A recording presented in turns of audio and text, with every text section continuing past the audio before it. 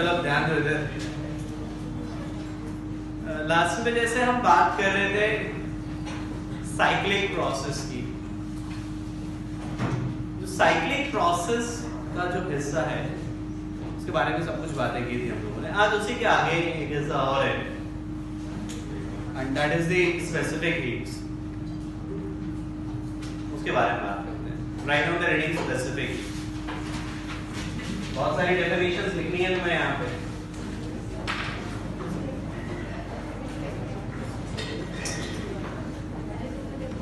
इसके बारे में पहले भी पढ़ा हुआ है हम लोगों ने। जो पहले डेफिनेशन पढ़ी थी वही फिर से लिखनी है अपने को। क्या पढ़ा था बताओ?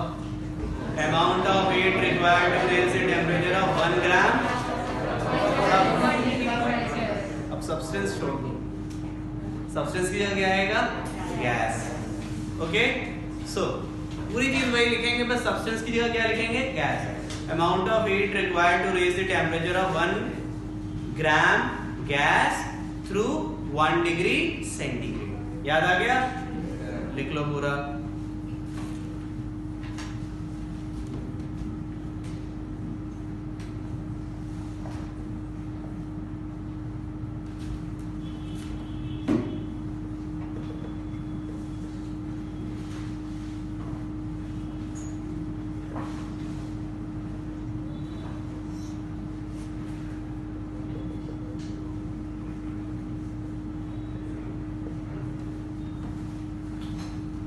ठीक है बच्चे? और ये डिफरेंशियल फॉर्म होता है स्पेसिफिक हीट। एक्चुअली में ये डेफिनेशन होती है। अगर मैं इसको प्रॉपर्ली लिखूं तो this is the actual definition of the specific heat differential form है। और मैंने कुछ नहीं, इसी का फॉर्म लिखा हुआ है। अगर आप ध्यान से देखो तो एग्जैक्टली मैंने यही फॉर्म लिखा हुआ है। समझ आती मेरी बात बच्चों? तो ये जो डेफिनेशन हमने अभी की है वो तो पहले ही पढ़ी हुई थी तुमने। मैंने कुछ नया ऐड नहीं किया। सब्सटेंस की जगह 1 क्या कह दिया है? 1 gram gas. Is it clear? इस पे आता है specific heat at constant volume. Specific heat at constant volume. अब आप समझो यहां पे अगर मैं बात करूं specific heat at constant volume की, देखो ध्यान देना मेरी बात पहले तो। जैसे हमने इससे पहले सॉलिड्स के और लिक्विड के बारे में बहुत बात की थी। सॉलिड लिक्विड में क्या होता है? मैंने हीटिंग सॉलिड और लिक्विड, एक्सपेंशन तो होता है वहां पे, एब्सोल्यूट एक्सपेंशन तो होता है, हमने पढ़ा हुआ है। बट वो एक्सपेंशन ड्रास्टिक नहीं होता। ड्रास्टिक मतलब ऐसा नहीं कि बहुत ज्यादा वॉल्यूम में कुछ चेंज आ जाए। अरे गेटिंग माय पॉइंट और नॉट बच्चों? ऐसा नहीं होता। बट गैसेस में क्या है? गैसेस में ये चेंज बहुत ज्यादा होता है। अगर तुमने हीट किया तो वॉल्यूम में चेंज बहुत ज्यादा होता है। अब अगर वॉल्यूम में चेंज हुआ तो चीजें बदलेंगी और ड्रास्टिकली चेंज होती है। इसीलिए जब हम गैस में डिफाइन करते हैं तो कांस्टेंट वॉल्यूम और प्रेशर की इंपॉर्टेंस बढ़ जाती है। ऐसा नहीं कि सॉलिड और लिक्विड में डिफाइन नहीं किया जाता या नहीं किया जा सकता। किया जा सकता है, किया जाता भी है, बट क्योंकि चेंजेस इतने ज्यादा नहीं है उसमें इतना फर्क नहीं आता। गैसेस में बहुत फर्क आता है। Are you getting my point और नॉट? इसीलिए specific heat at constant volume ये डिफाइन करना पड़ता है अपने को। और कुछ भी नया नहीं है, पूरा का पूरा सेम डेफिनेशन उतार लो जो अभी लिखा है, बट अंतिम में क्या लिख देना? Keeping volume constant. Is that clear? Are you sure बच्चों? Note it down.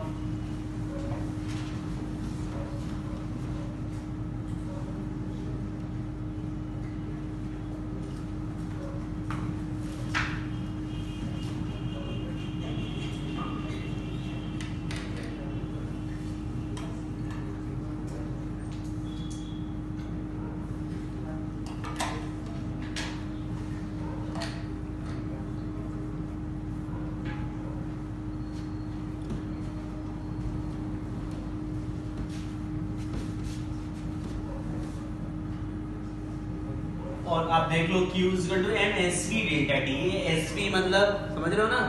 Specific heat at constant volume. Is it clear?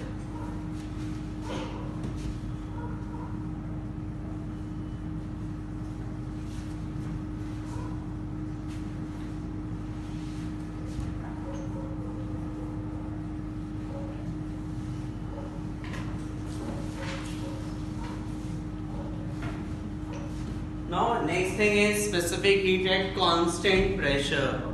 मेरे ख्याल से कुछ भी मुझे नया बताने की जरूरत नहीं है। सेम डेफिनेशन, जहां पे क्या लिखा था कांस्टेंट वॉल्यूम, वहां पे क्या लिख दोगे कांस्टेंट प्रेशर। ठीक है बच्चों, तो ये तरीके होते हैं यहाँ पे डिफाइन करने के। नोट इट डाउन बेटा, जस्ट नोट इट डाउन।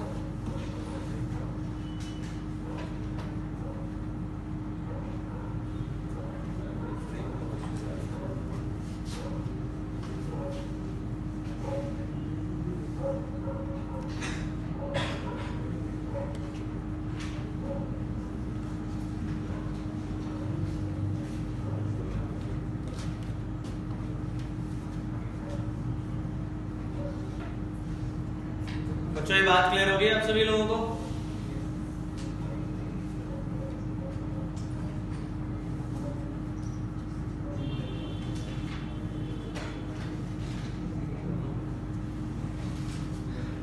चलो इसके बाद आता है अगली कहानी, and that is the molar specific heat, जिसका यूज एक्चुअल में हम लोग बहुत ज्यादा करने वाले हैं।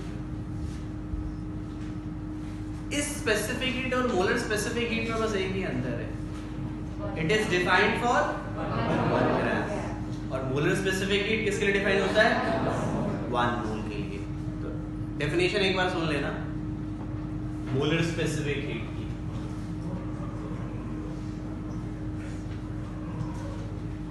अमाउंट ऑफ हीट सुन लो पहले, फिर नोट करना, मैं बोल दूंगा, don't worry. Amount of heat required to raise the temperature of 1 mole of gas through 1 degree centigrade. Is that clear? बस 1 ग्राम की जगह क्या आएगा 1 मोल। समझ आ गया? Note it down बच्चे।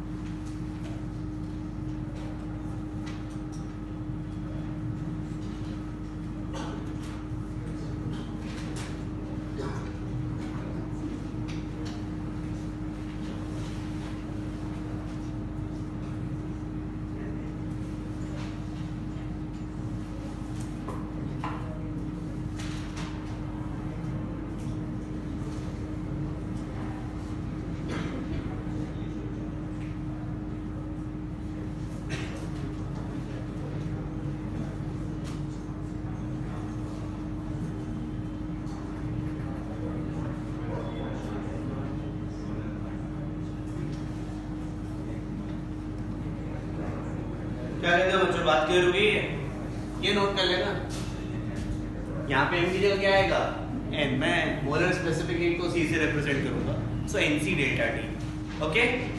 और डिफरेंशियल फॉर्म या कह सकते हो this is the definition of molar specific heat, यहीं से आता है डिफरेंशियल फॉर्म इसका, या इससे ये आता है। इनफैक्ट सही बताऊं तो ये प्राइमरी है, ये बाद में आता है। And this c is equal to 1/n dq/dt। तुमसे बोले कि भाई मोलर स्पेसिफिक हीट की डेफिनेशन क्या है, तो mathematically this is 1/n dq/dt। Is that clear? Mathematically, I repeat mathematically, आपको ये बहुत काम आएगा and it's an important one, काफी काम की चीज है ये। इस पे क्वेश्चंस तक हम करेंगे, कभी न कभी इसमें क्वेश्चंस तक आएंगे अपने लिए करने के लिए। इज दैट क्लियर बच्चों? ध्यान रखना, ध्यान रखना। और फिर से हम लोग ये डिफाइन करने के बाद फिर से हम क्या करेंगे, हम यहाँ पर molar specific heat at constant volume और molar specific heat at constant pressure हम डिफाइन करेंगे। फिर से तुम्हें पिछला वाला लिखना है, लेकिन 1 ग्राम की जगह क्या लिखोगे 1 मोल। बोला था ना बहुत डेफिनेशन लिखनी है, लिखो, कंटिन्यू करते रहो। और मुझे ये भी पता है इतना लिखवाने के बाद फिर भी गलत करोगे तुम लोग, देखना अभी क्वेश्चन है इसमें जहाँ गलती करोगे, ये भी पता है मेरे को, इसलिए ध्यान से समझो क्या अंतर है दोनों में, दोनों का डिफरेंस याद रखना।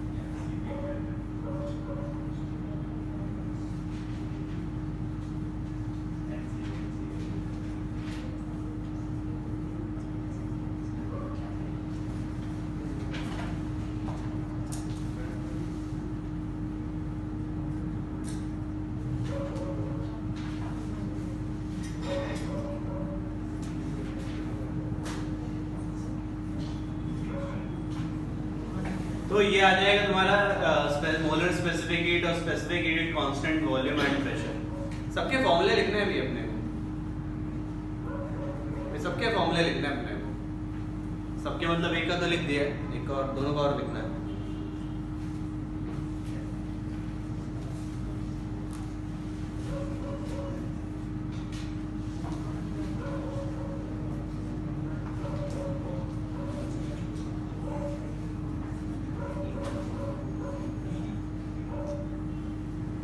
CV होता है F/2R।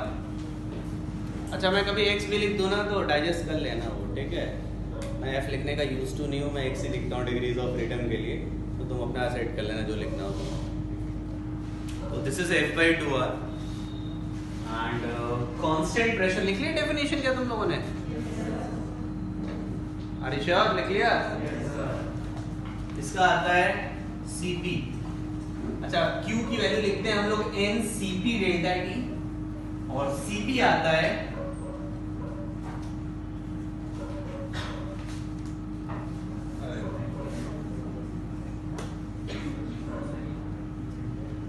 तो CP में R जोड़ दिया है F/2R plus,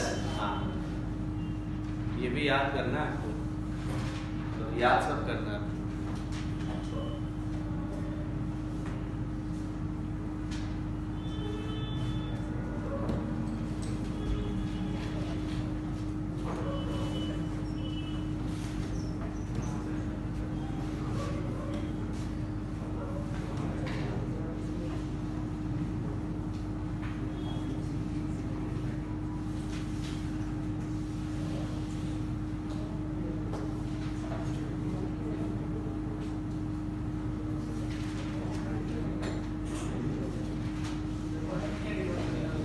Pardon? Degrees of freedom. FS degrees of freedom, भाई FS से डिनोट किया था ना तुम लोगों ने? Yes sir. Degrees of freedom KTT में हुआ होगा संडे वाली क्लास में। अच्छा तुम एक इंटरेस्टिंग बात देखो यहाँ पे, आपको दिख रहा होगा CP की वैल्यू CD से बड़ी है, दिखता है? CP की वैल्यू CD से बड़ी है, फॉर्मूले में तो डेफिनेटली दिख रहा होगा। और इनफैक्ट मैं सही मैं बोलूं तो बेसिकली मैं हटाऊं क्या थोड़ा सा, ये हटेगी तो लिखी हुई है बस। तुम अगर देखो तो CP माइनस CV किसके बराबर है, और मैं उसका एक्सप्लेनेशन भी दे रहा हूं क्यों ऐसा है। ध्यान देना, ध्यान देना। पहले मैं CV की बात करता हूं। मैंने कहा ठीक है, 1 मोल गैस है, वॉल्यूम कांस्टेंट है। क्या है? 1 मोल गैस है, वॉल्यूम कांस्टेंट है, ठीक है। तुमने हीट सप्लाई किया, तुमने हीट सप्लाई किया। अब ये बताओ जरा, फर्स्ट लॉ ऑफ थर्मोडायनेमिक्स से सोचना, केवल फर्स्ट लॉ ऑफ थर्मोडायनेमिक्स। जो भी हीट देते थे कहाँ जाता था? डेल्टा U और W में। क्या मैं श्योरली कह सकता हूँ W इज 0?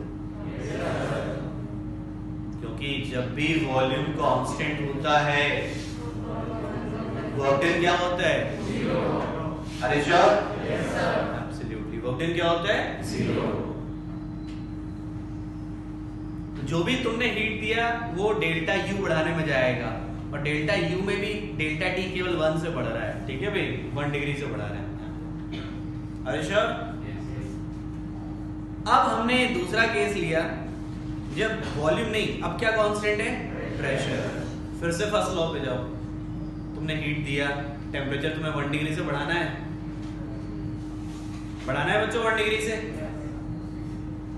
तो 1 डिग्री से टेम्परेचर बढ़ाया, लेकिन उसके साथ साथ गैस एक्सपैंड होगी। भाई हीट दे रहे हो, गैस एक्सपैंड करेगी, वर्क डन करेगा गैस, तो टेम्परेचर तो बढ़ा ही बढ़ा, इंटरनल एनर्जी बढ़ी, लेकिन उसके साथ साथ work done, extra work done हुआ, extra work done. Delta U दोनों में सेम आएगा, जितना डेल्टा U बढ़ने के लिए यहाँ पे हीट चाहिए, उतना ही डेल्टा U वहां पे भी इंक्रीज करने के लिए हीट चाहिए। डेल्टा U केवल टेम्परेचर पे डिपेंड करता है। Delta U is the function of temperature. अगर तुम देखो नंबर ऑफ मोल्स पे डिपेंड करता है और किस पे? टेम्परेचर पे। ये बंद है, n तो बदलेगा नहीं, अरे ये मर के जाएगा क्या। डेल्टा T यहाँ से 1 है, तो ये बेसिकली क्या होगा, तुम्हारा डेल्टा यू में तो चेंज सेम ही आने वाला है, चाहे तुम कांस्टेंट प्रेशर रखो चाहे कांस्टेंट वॉल्यूम रखो, बट फर्क किसकी वजह से आया है? That is just because of work done. और इस एडिशनल वर्क डन की वजह से, इस एडिशनल वर्क डन की वजह से क्या हुआ बच्चों, ये तुम्हारा सीपी बड़ा आ रहा है। एंड मैं इसको एग्जैक्टली ये भी प्रूव कर दूंगा कि सीपी माइनस सीवी कैसे आ रहा है, बट फिलहाल तो तुम रट्टा मार के रखो।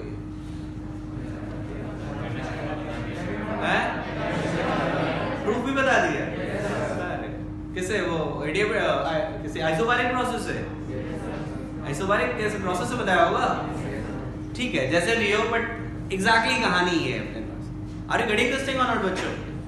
और ये इंपॉर्टेंट हिस्सा होता है, ठीक है बेटा। मैं बार बार तुमसे कह रहा हूं, ये डिफरेंशिएशन याद रखना, specific heat and molar specific heat. बेवकूफी मत करना, बहुत लोग बेवकूफी करते हैं, डोंट डू दैट, ठीक है। क्योंकि क्वेश्चन पूछा भी इसी तरीके से आता है कि वो गलती तुम करो, करके आते एग्जाम तक में किया है बच्चों ने, अच्छे अच्छे बच्चों ने किया हुआ है। तो ये डिफरेंस मैं बार बार कह रहा हूँ, specific heat that is for 1 gram, molar specific heat that is for 1 मोल। और ये केवल मोलर स्पेसिफिक हीट के लिए है, ये स्पेसिफिक हीट के लिए नहीं है। This formula is valid for the molar specific heat. मैंने कहीं पे भी स्पेसिफिक हीट की बात नहीं की है। ये जो फॉर्मूले लिखे हैं ना मैंने, ये किसके लिए लिखे थे? मोलर स्पेसिफिक हीट्स के लिए। Is that clear? नोट कर लो इसको।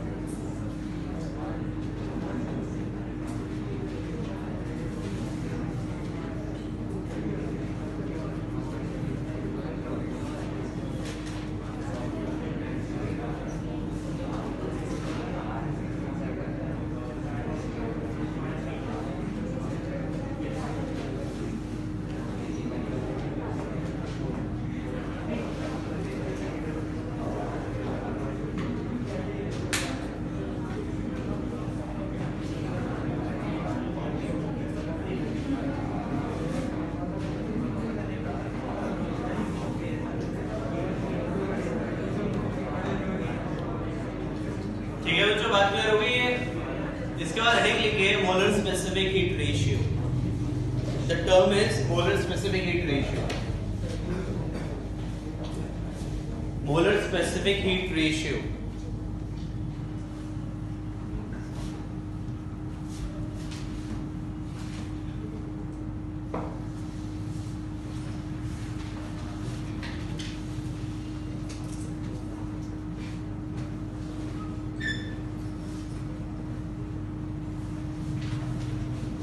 Molar specific heat ratio simple सा है बच्चे ये। This is Cp upon Cv that is gamma. This is called molar specific heat ratio, या कई बार हम सीधे सीधे स्पेसिफिक हीट रेशियो भी कहते हैं, बट एक्चुअल में ये मोलर स्पेसिफिक हीट रेशियो है। और अभी हमने फॉर्मूला लिखा है इन दोनों का, क्या होगा बताओ जरा? F/2 R plus R upon, तो ये क्या हो जाएगा? यही हो रहा ना? Is that clear? याद रखना है इसको भी, ये भी रिजल्ट याद करना है अपने को। और इंटरेस्टिंग बात देखो, एक तो ये गामा हमेशा 1 से बड़ा है, दिखता है, और एक बात और देखो, जिसका डिग्री ऑफ फ्रीडम कम उसका गामा ज्यादा बड़ा। मतलब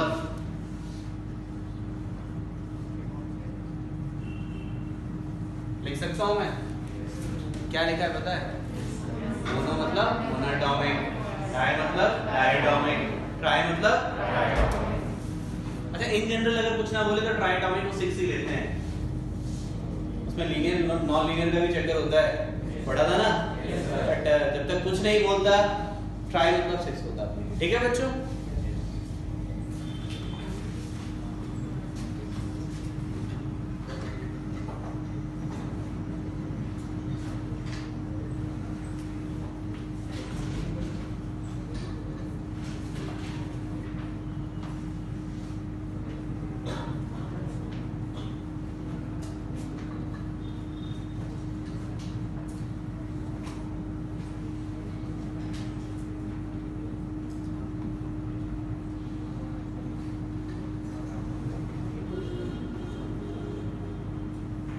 ये सारी चीजें याद करनी है आपको थर्मोडायनामिक प्रोसेसेस में, सॉरी स्पेसिफिक हीट रेशियो और ये मोलर स्पेसिफिक हीट इन सब के बारे में।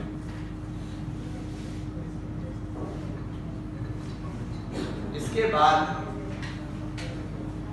थ्योरी के अगले हिस्से पे आते हैं एंड दैट इज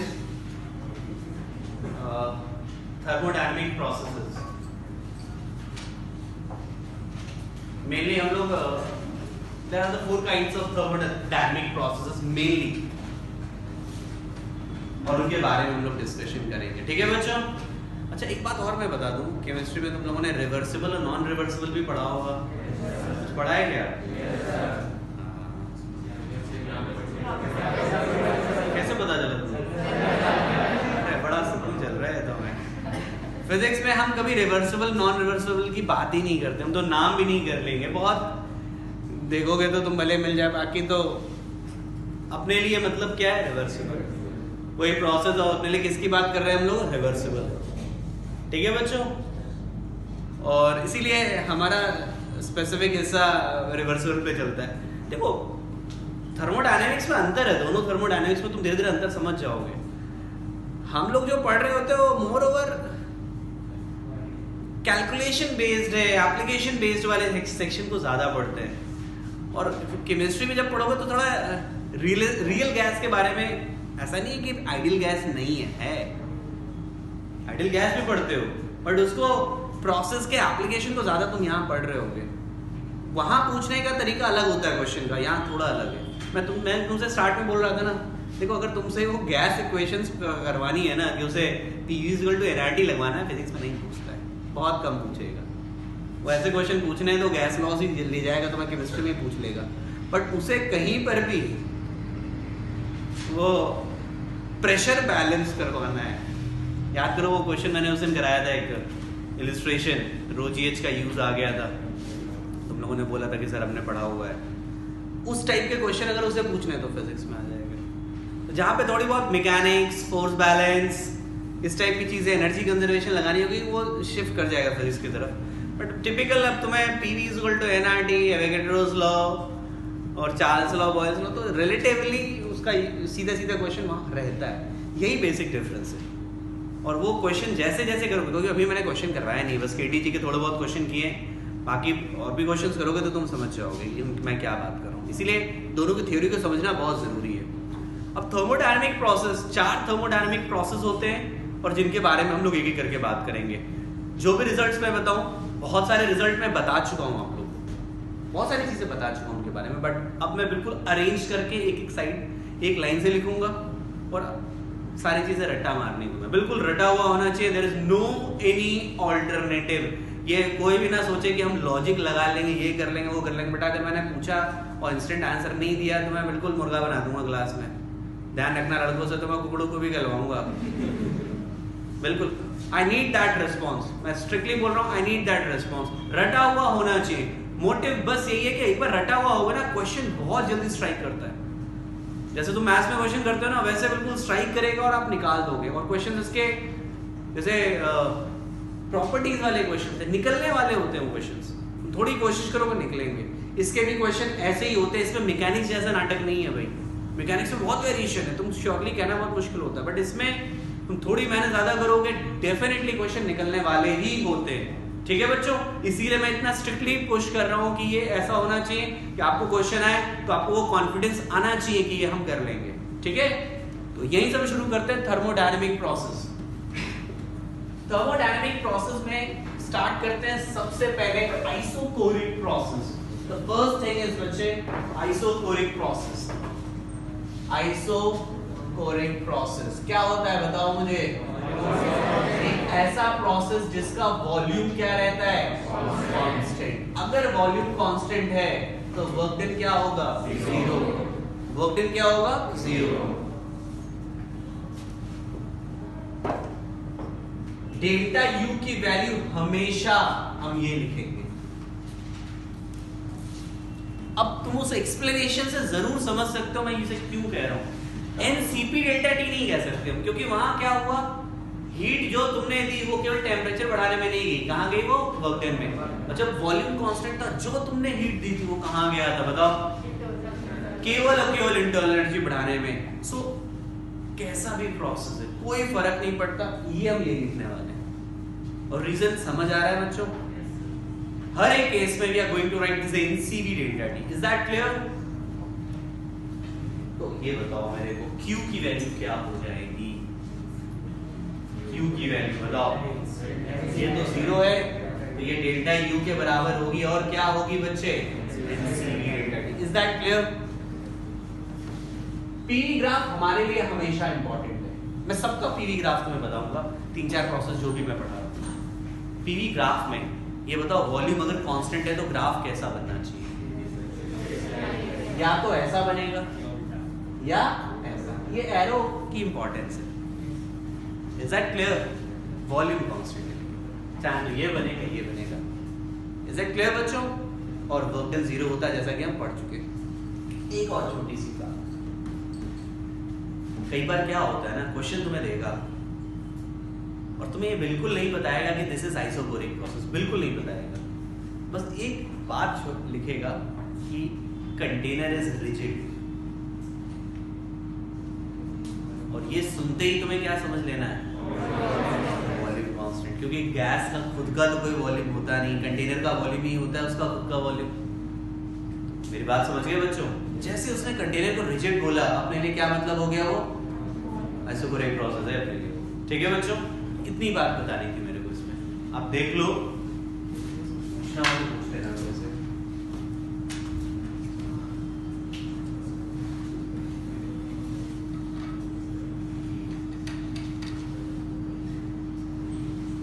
ईयर में छुट्टी करें कि ना करें तुम्हारी? क्यों? ईयर में छुट्टी करें कि ना करें तुम्हारी? अब तो आदत पड़ गई है तुम लोग में। कोई नहीं, 1-2 दिन की कर देंगे। मेरी तरफ से बाकी का पता नहीं, मैं फिजिक्स की तरफ से कह रहा हूँ, अपने इस डिपार्टमेंट की तरफ से कह रहा हूँ कि सोच लेंगे, देखते हैं कितनी क्लासेस में लगती है। वैसे तुम लोगों का कोर्स इतना पीछे नहीं है, जितना मेरे को पढ़ाना लगभग खत्म कर लेंगे। अब ये डिपेंड करता है तुम्हारे फाइनल एग्जाम कब से शुरू होते हैं। कब से है कुछ पता है क्या तुम लोगों को? जनवरी वाला है कोई स्कूल वाला जो एग्जाम शुरू कर रहा है? किसके यहाँ शुरू हो रहा है जनवरी में? किस स्कूल में बेटा? तो बहुत सीरियस तो नहीं ले रहा ना उनको। मतलब मैं कोशिश करूंगा फेब तक तो जाना ही पड़ेगा, ऐसे कैसे चलेगा? तो अगर सब कुछ सही रहा, जब एग्जाम बहुतों के शुरू हो जाएंगे तब तो छोड़ देंगे पहले। बट हाँ, फिर भी जनवरी तो नहीं छोड़ेंगे। फर्स्ट वीक या सेकंड वीक, मुझे नहीं लगता सेकंड वीक से पहले होने चाहिए। प्रॉपर तरीका तो सेकंड वीक के बाद ही होता है ना। जनरली मैंने देखा है हर साल सेकंड वीक या सेकंड वीक के बाद ही शुरू करते हैं, फिर लास्ट वीक से शुरू करते हैं जनरली। अब वो जो बहुत जल्दी में होता है, कुछ लोग तो मार्च में ही करते हैं। तो फेब में किसके यहाँ होते हैं स्कूल में? तुम लोग को दे दे के आदत हो गई होगी अब तो। किसी के नहीं? अरे तो नहीं, किसी के मत बोलो यार, उसको तो जनवरी में शुरू कर देंगे, फेब एंड में शुरू कर देते हैं। मिड ऑफ द फेब तक तो हम लोग मेजॉरिटी जितना मेरे को पढ़ाना है ना 11 का हम कर लेंगे। और तुम्हारे में इतना प्रॉब्लम नहीं है, तुम लोग बहुत पहले से आ रहे हो, उसका फायदा है तुम लोगों को। चलो, तो मुझे ये बताओ, इतनी बात क्लियर हो गई? और वो रिजिड कंटेनर वाली बात याद रहेगी? ध्यान रखना इस बात को। आइसोकोरिक के बाद है आइसोबारिक प्रोसेस।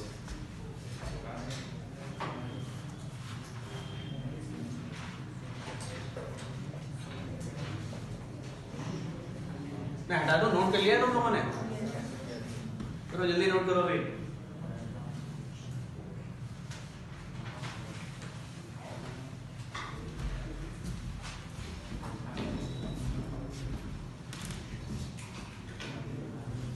देखना, आइसोबारिक में बात करते हैं। आइसोबारिक प्रोसेस में क्या होता है बताओ? Pressure constant. अगर मैं आइडियल गैस इक्वेशन लगाऊं तो क्या होगा बताओ? प्रेशर कांस्टेंट है तो V/T कांस्टेंट। अच्छा, मैं पिछले वाले में ये लिखना भूल गया था। तो ये बताओ, जब वॉल्यूम कांस्टेंट होता है तो क्या कांस्टेंट होता है? P/T। लिख लेना वो लाइन एक और, वैसे पता है तुमको बट फिर भी लिख लो। इसे जनरली मैं Tell this one as a equation of the process. This is what? Equation of process. ये process की equation है basically.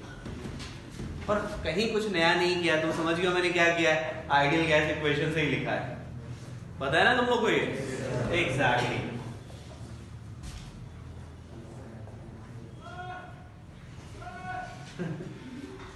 इसका फॉर्मूला भूल गया वर्क क्या होता है? P delta we. ये क्या होता है बच्चे? Work done P delta we. एक और फॉर्मूला बताया था भाई, लास्ट में भी तो प्रूफ किया था हम लोगों ने। ये हो गया तुम्हारा वर्क डन, और डेल्टा यू क्या होता है हमेशा? NCV delta T. Is that clear? और क्यू की वैल्यू क्या होगी? या तो तुम दोनों को जोड़ दो, इसको और इसको, नहीं तो तुम सीधे भी लिख सकते हो। याद आया? एनसीपी डेल्टा टी, या तो तुम दोनों को जोड़ दो, इसको और इसको, बेटा वही मिल जाएगा CP minus CV equal to R वाला, यही से प्रूफ होता है। तुम यहां से देख लो, तुम सीधे सीधे याद कर सकते हो एनसीपी डेल्टा टी, नहीं तो फर्स्ट लॉ में हमेशा याद रखो डेल्टा यू प्लस डब्ल्यू। वो काम करने वाला अपने लिए हमेशा वो काम करेगा, ठीक है बच्चे? वो हमेशा काम करेगा। तो ये हो गया आइसोबारिक। Isobaric PV graph.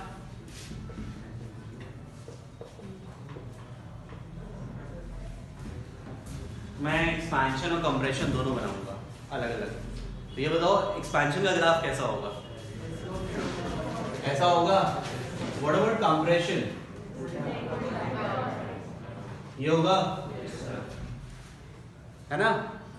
अब देखो इसमें, देखो जरा, यही छोटी सी बात है। एक्सपेंशन में वर्क हमेशा क्या होता है?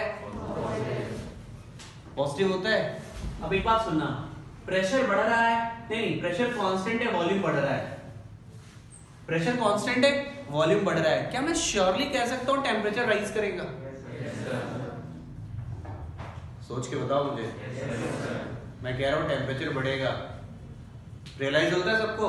Ideal gas equation. और अब बताओ टेम्परेचर अगर बढ़ रहा है, कैन वी से दिस थिंग?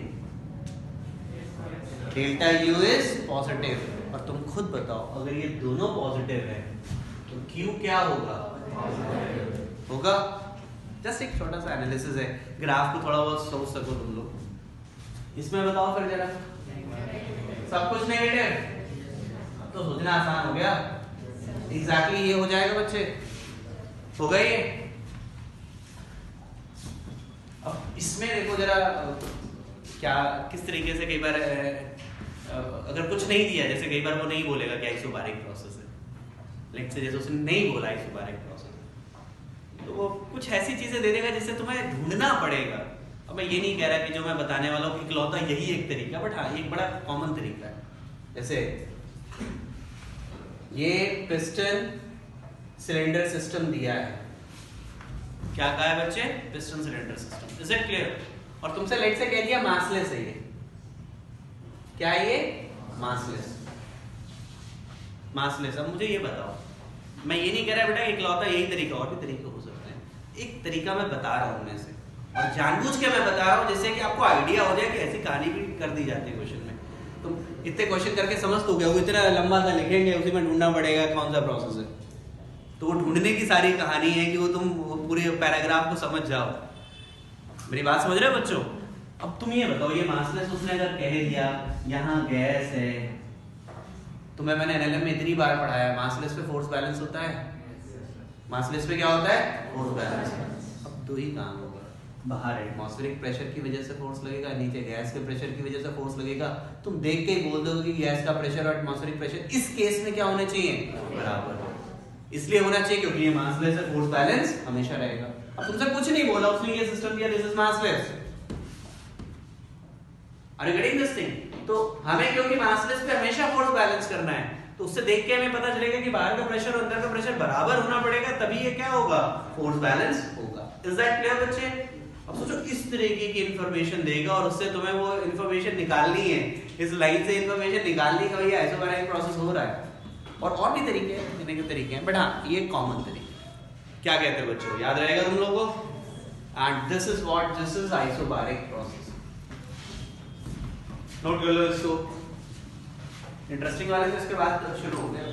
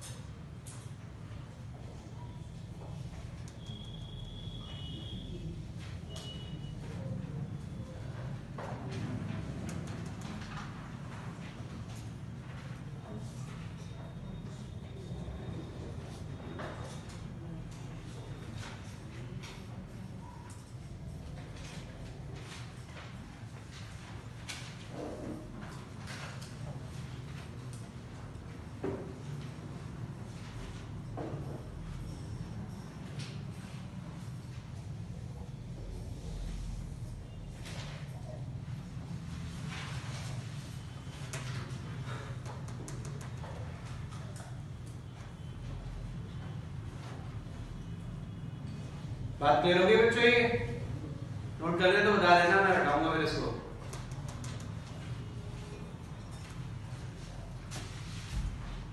और तीसरा प्रोसेस कौन सा लेंगे? एग्जैक्टली अगला जो होगा वो होगा आइसोथर्मल प्रोसेस। क्या होता है बताओ इसमें? Temperature constant. टेम्परेचर कांस्टेंट होता है तो क्या होता है? Equation of process delta U 0, work done nRT ln, एक और फॉर्मूला है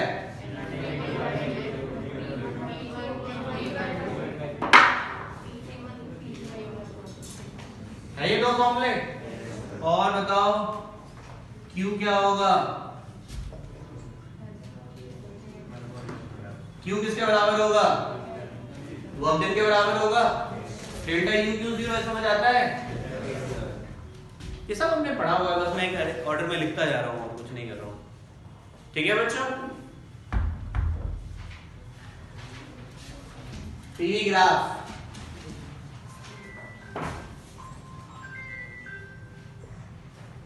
क्या हो गया? आज डांस कर भी जाएगा क्या?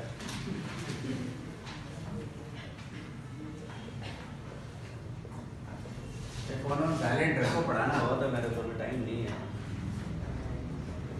तो ये टाइम बचा करके अगली बार पूछने में लगाना मेरे को। आइसोथर्मल एक्सपेंशन बेटा ऐसा ग्राफ होता है, expansion. This is the isothermal expansion. ठीक है? और कंप्रेशन समझ गया होगा अब तो। थोड़ा याद रखना, मैं भी पहली बार है तुम लोगों के लिए ऐसा ग्राफ पढ़ रहा हूं, not sure. This is compression. कर भाई एक्चुअली ये ऐसा ग्राफ है,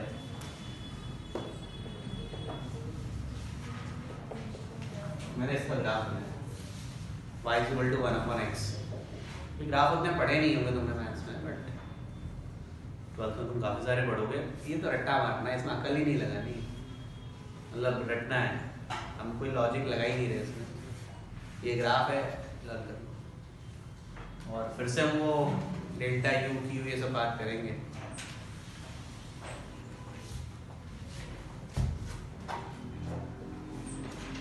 ये तो श्योर है, ये श्योर है, और फिर तो ये भी श्योर है, और यहां पर भी यही कहानी है। और क्या ये केवल मैं इसलिए कि थोड़ा ऑब्जर्वेशन इंप्रूव हो, और कुछ नहीं, कुछ नया नहीं लिखा है मैंने।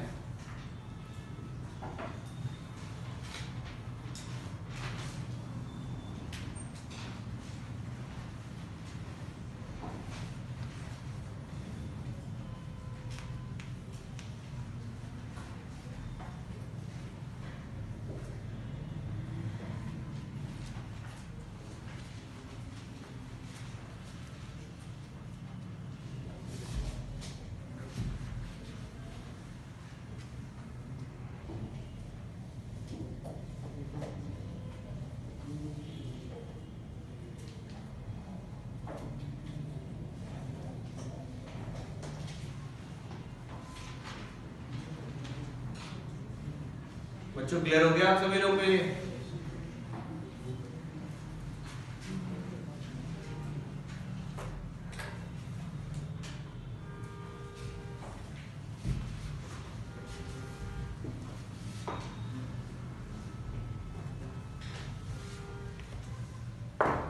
हमें ग्राफ का स्लोप निकालना है। आइसोथर्मल प्रोसेस में जो ग्राफ है ना इसका हम स्लोप निकालेंगे। स्लोप याद करो, डिफरेंशिएशन क्या देता था? स्लोप देता था, slope of the tangent. Slope मतलब टैंजेंट का स्लोप। तो dy by dx तुमने पढ़ा था ना, it gives the slope of the tangent. यहाँ पर भी हमें ये निकालना है। यहाँ पे dy by dx की जगह क्या निकालना होगा हमें?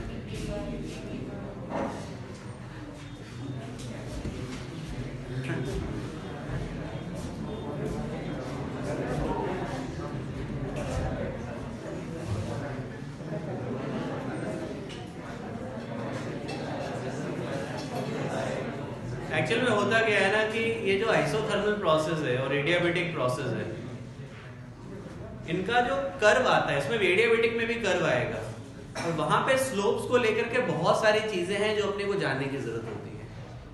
इसीलिए जैसे ही आइसोथर्मल और एडियाबेटिक आता है ना, स्लोप वाला रोल बहुत इंपॉर्टेंट हो जाता है। इसीलिए देखो मैंने किसी में नहीं निकाला, बट यहाँ पे हम कैलकुलेट करेंगे। इवन दोनों के स्लोप को कंपेयर तक करेंगे।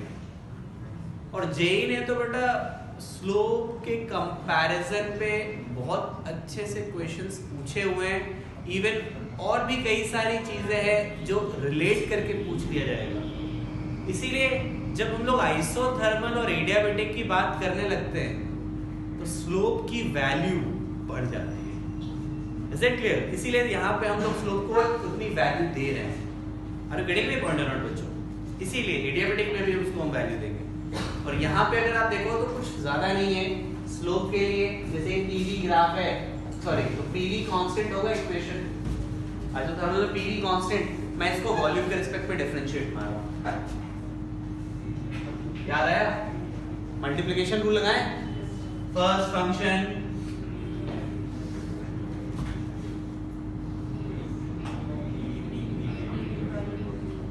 ये होगा, ये तो समझ गया होगा ना, ये क्या है 1। तो ये बताओ dp by dv की वैल्यू कितनी आ जाएगी?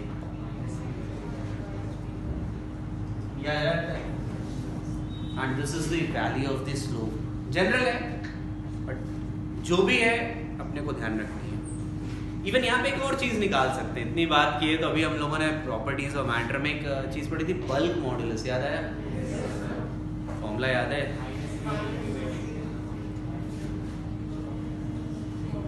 फॉर्मूला याद है? क्या आ जाएगा बताओ? माइनस बी डी के बाई डी वी था, ये बल्क मॉडुलस था। कितनी वैल्यू आती है? मतलब आइसोथर्मल प्रोसेस में कभी अगर गैस का बल्क मॉडुलस पूछे तो क्या निकाल, क्या वैल्यू आएगी? और बिल्कुल आएगा बेटा। बल्क मॉडुलस हर उस मीडियम में काम करने वाला है जो प्रेशर लगाने से वॉल्यूम में चेंज आए, चाहे वो लिक्विड हो और चाहे वो गैस हो। तो बल्क मॉडुलस यहाँ बिल्कुल डिफाइन होता है। Are you getting this thing बच्चों? ये दोनों चीजें भी याद रखिएगा। नोट करो बाकी। अरे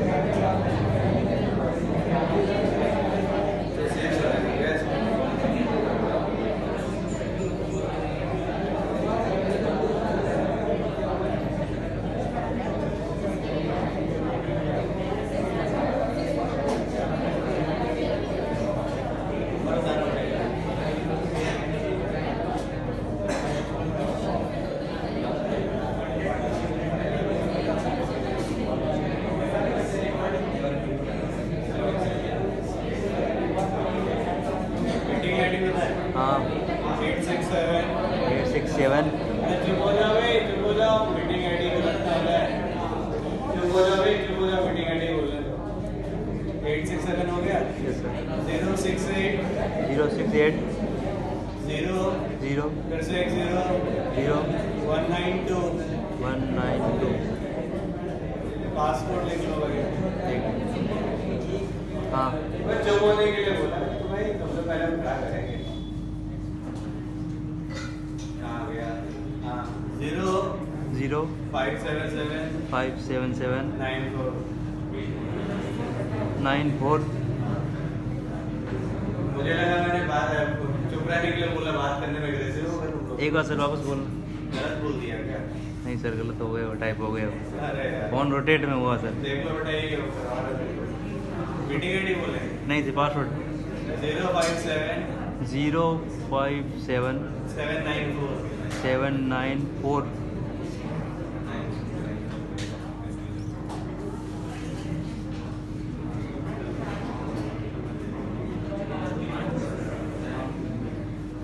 देखो कुछ गलत आया क्या?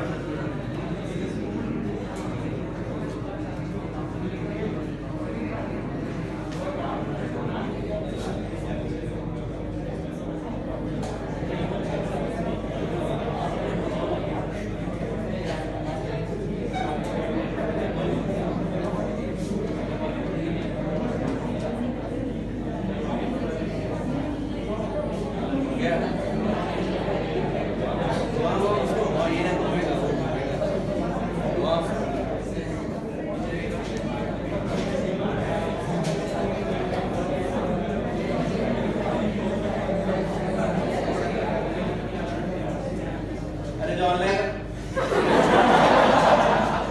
बचाए नहीं चला, अनम्यूट कर दिया क्या भैया? जल्दी अनम्यूट कर दिया क्या? अरे जो बच्चे ऑनलाइन बैठे आवाज आ रही है, गायब हो गए। चलो शुरू करते हैं। बच्चे कुछ नहीं किया मैंने, जब लाइट गई थी तो बस मैंने ये लिखा, वो जो बना था ना आइसोथर्मल प्रोसेस, उसका स्लोप निकाल दिया मैंने।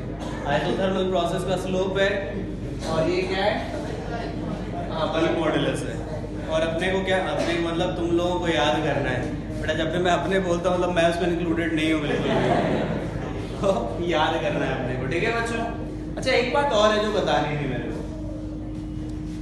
और वो है कभी ऐसा कोई सिस्टम दे तुमसे ये बोले कि that is a conducting system, that is a perfectly conducting system, या कंडक्टिंग सिस्टम भी बोल दे।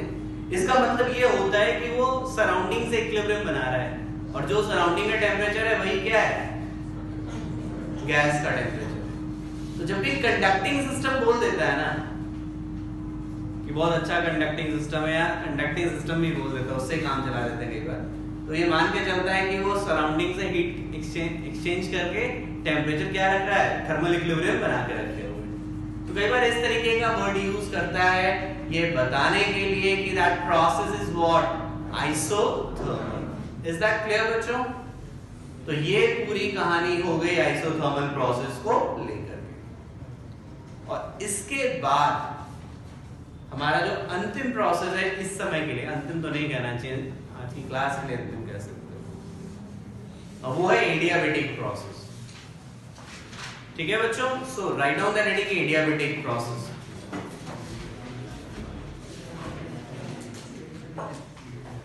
राइट डाउन द हेडिंग बच्चों adiabatic process.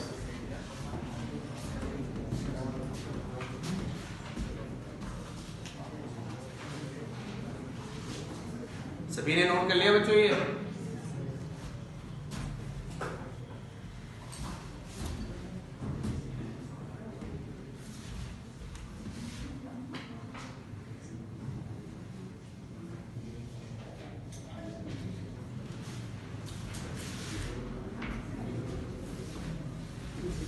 Now it is adiabatic process.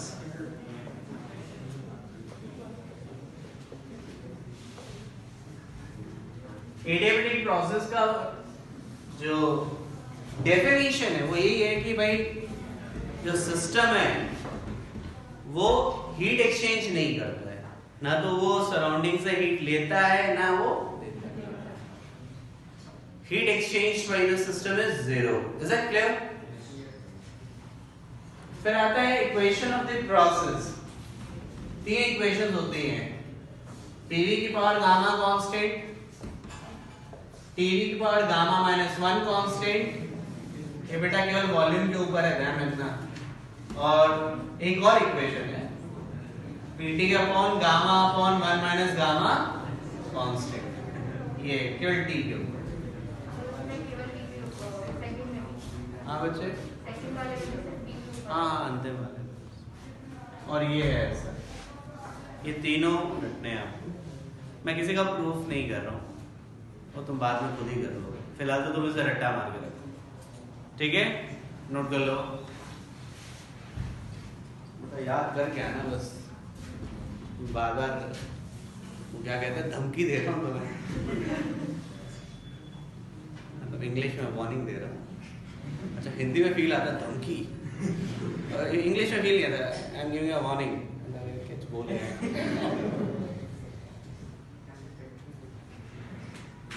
नहीं, मतलब सोच के देखो, मतलब जैसे वार्निंग बोला था वो ठीक है वार्निंग, वो तो फील नहीं आएगा। तो तुम्हें धमकी दे रहा हूँ मैं, तो धमकी शब्द सुनते अरे यार कुछ तो ये ऐसा है कि मार पिटाई वाला मामला है।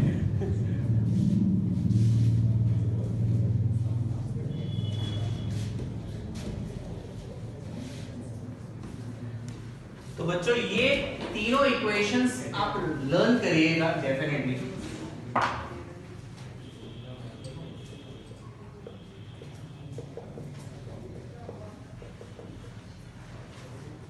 और डेल्टा यू जैसा कि हमने हमेशा बोला है वो क्या होता है, एनसीवी डेल्टा टी।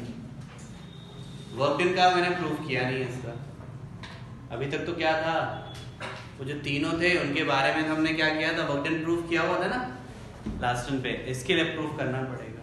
इसका प्रूफ इतना मुश्किल नहीं है क्योंकि इसकी इक्वेशन को हम डील कर लेंगे। मैं वर्क डन निकालूंगा इसका। अभी थोड़ी देर पहले हमने फर्स्ट लॉ ऑफ थर्मोडायनेमिक्स, मुझे ये बताओ इसकी वैल्यू 0 होगी, वर्क डन क्या होगा?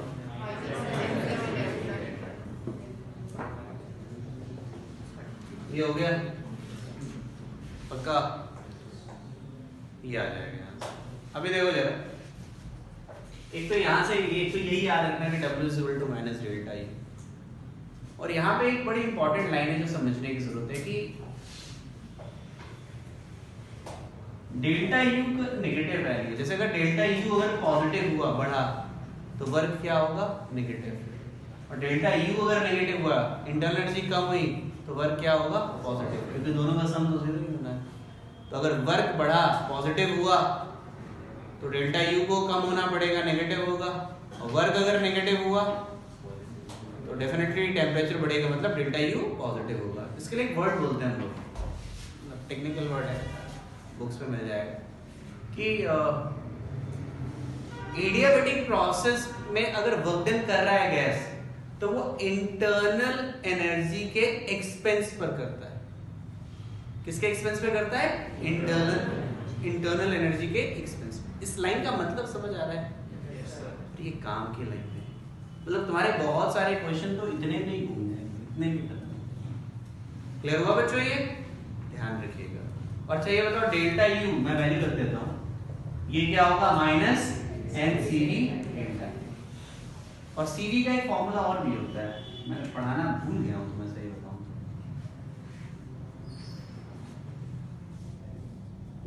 ये सीवी अभी मैं लिख दूंगा इसके बाद, डोंट वरी। और W की वैल्यू आ जाएगी minus n R delta T upon gamma minus 1।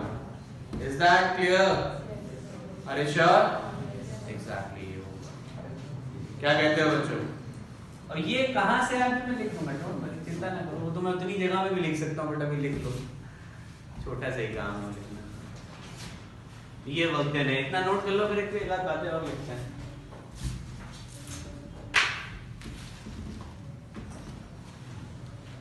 तो तुम्हारी कोई क्लास है कि छुट्टी है तुम लोग की?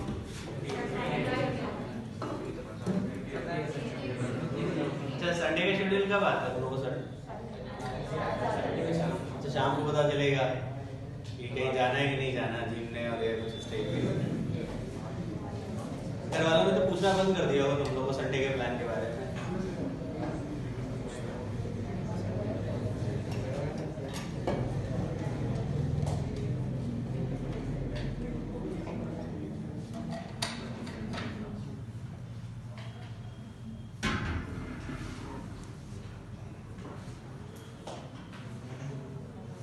तो जब भी तुम लोगों ने जेईई की प्रिपरेशन के बारे में सोचा होगा, इतना सोचा था कितना पढ़ना पड़ता है? मेंटली प्रिपेयर थे तुम लोग? किसी के भाई बहन गए एनडी में नहीं गए? क्या भाई बहन? अच्छा तुम आए जो ना तेरी सिस्टर और हमारी सिस्टर भी गया था। तुम आए कौन? फिर से बताओ। पाठशाला से थे ना? अच्छा जिस बच्ची की रैंक बहुत अच्छी थी वो तुम आकाश नहीं गए, तुम पाठशाला से गए। ये तो साथी है आकाश वालों का। खैर तो अभी तो बड़ा शुरुआत में 12वीं में होगी तो पता चलेगा। अभी तो मैं डरा नहीं रहा, but mentally should be tough honestly. Mentally थोड़ा सा प्रिपेयर रहना चाहिए। धीरे धीरे मेंटली प्रिपेयर कर लिया गया तुम लोगों को, तो you should be ready for that. और कंपटीशन है, टफ तो है बच्चों, बिल्कुल। तुम इससे अंदाजा लगा लो कि 8 से 10 लाख बच्चे पढ़ते हैं और 10,000 का राउंड फिगर ले लें।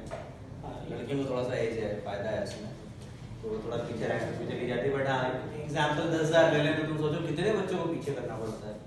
मान लो अगर 9 लाख भी हैं लेट से, तो 10,000 मतलब 90 बच्चों को तो पीछे करना पड़ेगा ना। और ये कंपटीशन केवल अपने जोधपुर तक तो रिस्ट्रिक्टेड है नहीं, ओवरऑल इंडिया तो है। मतलब और कई बच्चे तो पता नहीं तुम लोगों में जो मतलब 9वीं 10वीं 11वीं 12वीं का तो 7-8 से भी पढ़ रहे होते हैं। एक बार तो मतलब हद हो गई। बड़ा मजेदार, एक मेरे सीनियर थे स्कूल में, वो होंगे मुझसे कुछ 3-4 साल 5 साल से जानते थे मुझे। एक बार उनका कॉल है, हेलो हाँ दिस इज चंद्रशेखर। हाँ भैया कौन? हाँ कौन? अरे मैं ये बोल रहा हूँ। कहाँ भाई बताइए। भैया बोलते थे वहाँ। हाँ आई एम हियर। अरे सुना है तुम प्रिपरेशन कराते हो? किसकी? इसकी? हाँ हाँ पढ़ाता हूँ। मेरा बच्चा 4th में है। उसके मैं जेईई प्रिपरेशन कराने की सोच रहा हूँ, क्या करना चाहिए? मैंने कहा उसे बचपन जीने दो।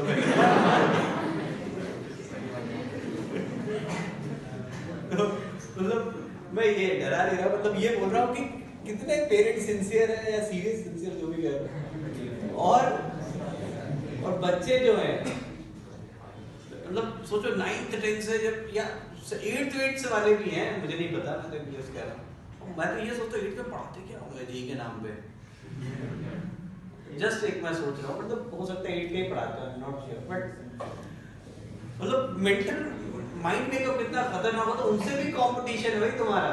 मैं ये मतलब उनके लिए नहीं कह रहा, उनको कुछ तो एज होगा, पॉजिटिव होगा, उनसे भी कंपटीशन है। बट तुम अपने आप को ये मत सोचो कि तुम पीछे हो। प्रिपरेशन एक्चुअल में वो 11th 12th या मे बी 10th भी इंक्लूड कर लो, इसी समय होती है। मेनली तो 11th 12th ही होती है। तो माइंड मेकअप वहीं से होता है। तो बस ये है कि एक्चुअल में एफर्ट इन 2 सालों में लगाना होता है। जो इससे पहले तुमने क्या किया है क्या नहीं किया, नो वन नोस, कोई पूछने वाला नहीं है। एक्चुअल में 2 सालों में जो एफर्ट होता है ना, वो सबसे ज्यादा काउंट होता है, सबसे ज्यादा काउंट होता है। Is it clear? इसीलिए इन 2 सालों में एफर्ट थोड़ा सा ज्यादा होना चाहिए और उसका बेनिफिट तुम्हें दिखेगा और डेफिनेटली दिखेगा। तुम्हें काफी सारी चीजें प्रेशराइज किया जाता है पढ़ने के लिए, हम भी कर रहे होते हैं बहुत ज्यादा, बहुत होमवर्क रहता है, चीजें बहुत रहती है, स्ट्रेस रहता है। फिजिक्स में तो 11th में और ज्यादा स्ट्रेस रहता है। कई बार होता है अरे नहीं हो रहा होता है साइकोलॉजिकल। बट इन दैट बस एक बात मैं बोलूं तुम लोगों से, आई एम नॉट, मुझे नहीं पता रिजल्ट क्या होगा क्या नहीं होगा, no one knows. In that last में ये जाकर के नहीं लगना चाहिए कि हमने ऑनेस्ट एफर्ट नहीं किया, वो नहीं लगना चाहिए। इन दैट ये लगे कि हाँ यार मैंने ऑनेस्ट एफर्ट कर दिया, दैट्स सफिशिएंट, बाकी result no one knows. Last में अपने को नहीं लगना चाहिए, अपने कैलिबर के हिसाब से जो मैं कर सकता था एफर्ट पूरा का पूरा किया, और यही तुम कर सकते हो, इससे ज्यादा कुछ कर भी नहीं सकते। और तुम्हारा फोकस इस स्टेज में लर्निंग पे होना चाहिए। लर्निंग मतलब बस आप सीखते जाओ। अभी एग्जाम के बारे में एक्सेसिव सोच नहीं सकते, एग्जाम अभी दूर है। अभी मोटिव ये होना चाहिए, ये जो पढ़ाया जा रहा है इसको अच्छे से सीख लो, इसे अप्लाई कर सको। फिजिक्स में तो कंसेप्ट्स ऑफ फिजिक्स, बाकी सब्जेक्ट्स में और भी बुक्स होंगी, शीट्स होंगी, अब उसको लगाने पे फोकस करो बस। सारा इंटेंशन उतना ही होना चाहिए। मैं अक्सर स्टूडेंट्स को देखता हूँ, जो सबसे बड़ी चीज़ है, मुश्किल चीज़ है, इनफैक्ट बड़ी भी नहीं कहना चाहिए, साइकोलॉजी जो ऐसी है ना, मतलब साइकोलॉजिकल बिल्कुल एक अगर टॉपिक नहीं समझ आए वो तुरंत एक रिजल्ट पास कर देते हैं, यार मेरा तो जेई नहीं होगा, और 4 लड़कों से और बोलेंगे यार मेरा जेई नहीं होगा, या दूसरों को और फ्रस्ट्रेट कर देंगे, ये नहीं होना तेरा रैंक खराब है, तो गया जेई तेरे लिए बना नहीं है भाई, कुछ नहीं, यू कांट से एनीथिंग। मतलब बहुत सारे ऐसे रिजल्ट्स हम देखते हैं हर साल कि पता चला 11th में कहीं दूर दूर तक भी नहीं था, और 12th में सरप्राइजिंगली मेहनत करके अच्छा किया या अचानक से अच्छा शुरू किया। तो इन द एंड वो हमें पता नहीं चलता, एफर्ट तो सभी को कोई भी कर रहा होता है, तो अपने हाथ में एफर्ट है। एज अ टीचर जब मैं भी सोचता हूँ ना, या कोई भी एज अ पाठशाला टीम की अगर मैं बात करूँ, हम बस एक ही चीज़ आपस में डिस्कस करते हैं, वी कांट डू एनीथिंग, कौन क्या करेगा हम नहीं कर सकते, हम जितनी अपनी तरफ से एफर्ट डाल सकते हैं as a teacher, we can do that, और वही चीज़ तुमसे एक्सपेक्ट करते हैं। और मेजॉरिटी जो स्टूडेंट्स होते हैं, बहुत सारे ऐसे स्टूडेंट होते हैं जो शेयर, मतलब उनका ऐसा भी नहीं कि आईक्यू बहुत सरप्राइजिंगली बहुत हाई था, ये एफर्ट कर करके घिस के मतलब जैसे तैसे पहुंचाया है हमने आईटी। अब ऐसा नहीं पेपर आउट किया है, ऐसा नहीं है अपने पास भी पढ़ के ही पहुंचा, मतलब यू वोंट बिलीव कि पता चला बेचारा वो सेंट्रल अकेडमी में पढ़ता था, कोई जानता भी नहीं था उसको, फिर पता चला कि वो 11th में भी ऐसे ही बेचारा आंटी पिज़्ज़ा में बैठ गए, पिज़्ज़ा ही खाता रहा, ऐसे जिंदगी कट गई। फिर 12th में आंखें खुले, अरे मैंने तो पढ़ाई नहीं की, फिर अचानक से उसे जोश जग गया, फिर पढ़ाई शुरू की, धक्के मार के, फिर वो होता है अपने तरीके से कोशिश की, समहाउ एफर्ट डाला और he got the rank. Motive ये एग्जाम्पल्स या चीजें बताने का मतलब है कि इन द एंड एफर्ट ही काम आता है, और सरप्राइजिंग रिजल्ट्स हैं। और जब आप देखोगे ना कि वो फोटो छापी गई ना, उसमें जब देखते हैं ना तो याद आता है ये तो रो के ही गया है, मतलब आधों के बस वो दिखता नहीं, कितने आधे तो उसमें ऐसा होता है ना, रो के घिस के, मतलब ऐसा होता है ना, कई बार तो ऐसा होता है कि हम बात करते हैं, इसको तो ऐसा लगता है हमने उठा के ऐसे फेंका, यार गिरने नहीं देंगे तेरे को, तू जाएगा कैसे नहीं, ऐसी हालत हुई है। वो जब लास्ट टाइम एक वो नहीं काउंसलिंग हो रही थी, मैं एक कुणाल अग्रवाल स्टूडेंट था, एक बार काउंसलिंग में याद है। अब उस बच्चे का मैं एग्जाम्पल बताऊँ, शायद बताया भी होगा, उसने फिजिक्स के बारे में बताया था ना तुम लोग को। अब उसकी स्टोरी सुनोगे तो यू विल सरप्राइज्ड। 11th में it was very good in maths, chemistry में पढ़े तो फिजिक्स में बहुत हालत खराब थी, मतलब 11th तो उसका कैसे कटा वो खुद ही जानता था, और 12th में भी बहुत समय तक उसकी कंडीशन खराब थी। मुझे लगता है कुछ, और सडनली कि यार तो अगर अब नहीं हुआ तो फिर तो कुछ नहीं हुआ। हाँ, KVPI का एग्जाम हुआ था, ही डिडंट गेट सिलेक्टेड, एक उसका कोई कलीग या एक उसका फ्रेंड सिलेक्ट हो गया था, तो उसे बड़ा बुरा लगा अंदर से, although we don't value KVPI much, but उसे बुरा लगा कि इंटरनली कि यार व्हाट क्या हुआ, क्या मतलब सब कुछ सही चल रहा था, उसका हो गया मेरा नहीं हुआ। और उसमें फिजिक्स में जनरली हालत खराब थी, देन ही थॉट कि क्या करना, और उसके बाद जो उसने टर्न अराउंड किया फिजिक्स में, मुझे पता है कि उसने कम से कम एंड मोमेंट पे कम से कम 5-5 घंटे खर्च किए होंगे।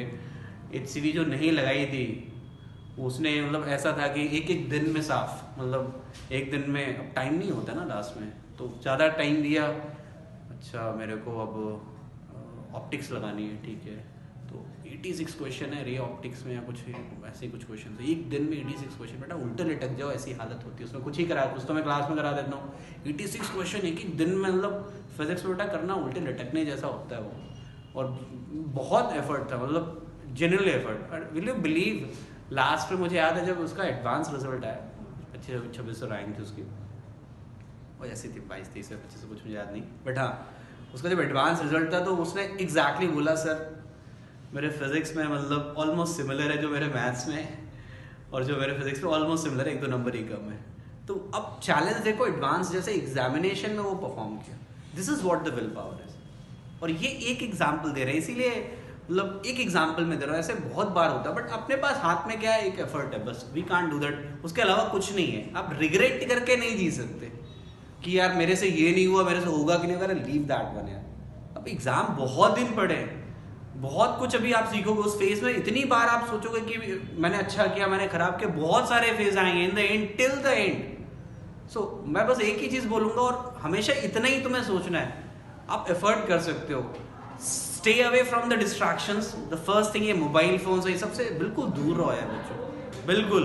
ये 10-12 फ्रेंड बनाने के चक्कर मत बैठो कि यार मुझे अपने फ्रेंड बनाना है, सोशल सर्कल बनाना है, लीव दैट। कोई नहीं पूछने वाला है पहले सोशल सर्कल। उसके बाद जब आप एक बार हो जाओगे ना, आप रिजल्ट लेके आओगे, आप खुद जैसा खुद तुम लोग 2-4 से मिले होगे कि यार इसका जेई हो गया, we should talk to them. Opportunity आने की पॉसिबिलिटी होती है, इसलिए आप जाके बात कर रहे हो।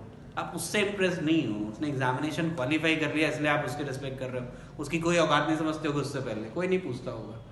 एग्जैक्टली मैंने देखा हुआ है कि एक बंदा था, अभी जस्ट मैं एक एग्जाम्पल देता हूँ। देयर इज मेरा रिलेटिव आता है अलवर से, वो एक एग्जाम्पल मुझे सुना रहा था कि उसके कॉलोनी में कोई बंदा रहता होगा और बेचारा वो आरएएस की प्रिपरेशन कर रहा था बहुत टाइम से, उसका हो नहीं रहा था। आरएएस है नहीं, यूपीएससी का कर रहा था। और बेचारा मतलब उम्र हो जाती है, यूपीएससी वाले टाइम लगता है। ग्रेजुएशन के बाद लगते 8-10 साल हो गए, उम्र खत्म होने की स्टेज में आ गई, 30-30 साल की जो भी एज है। अब कोई रिस्पेक्ट नहीं देता था बेचारे का, सब कोई वो नहीं होता है बोल के कुछ नहीं होने वाला तेरा, ये वो, मतलब बेइज्जत, ह्यूमिलिएशन, समझ रहे हो ना कैसे। तेरे साथ वाले देख कितने लाख का पैकेज हो गया, शादी वादी भी हो गई, तो ये बूढ़ा मर जाएगा, कुछ नहीं। घर वाले बेचारे उसे वो नहीं कहते राजेश श्रीवास्तव लैंग्वेज में लाफे देते रहते थे उसको। तो एग्जैक्टली हालत थी। और suddenly this time he got selected. अब जो बेचारे पूरी गली वाले उसे गालियां देते थे, इसका ये नहीं वो, अब वही अप्रिशिएट कर रहे हैं।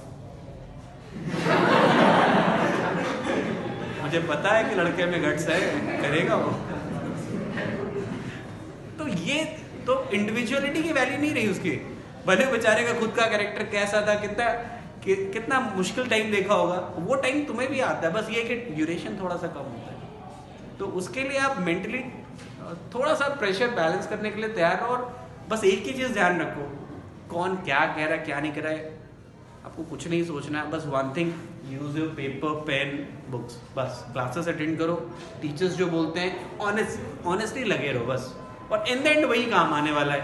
रिजल्ट पे कोई कुछ कंट्रोल नहीं है, बस ये है कि अपनी तरफ से ये नहीं लगना चाहिए कि यार मैंने मेहनत नहीं की, और जो तुम अचीव कर सकते हो उससे थोड़ा ज़्यादा ही मिले। और ऑनेस्टली करोगे तो बेनिफिट ज़रूर होगा। एटलीस्ट मैंने बहुत सारे एग्जाम्पल देखे, उनमें से तुम भी होगे। आज से 4 साल बाद तुम में से भी ऐसे होंगे जिनके एग्जाम्पल हम दे रहे हो। So that is important. ठीक है, चलो आज की क्लास इतनी फिनिश करते हैं। जितना पढ़ाया उतना पढ़ के आना, इसके बारे में आगे डिस्कशन करते हैं। ठीक है बच्चों।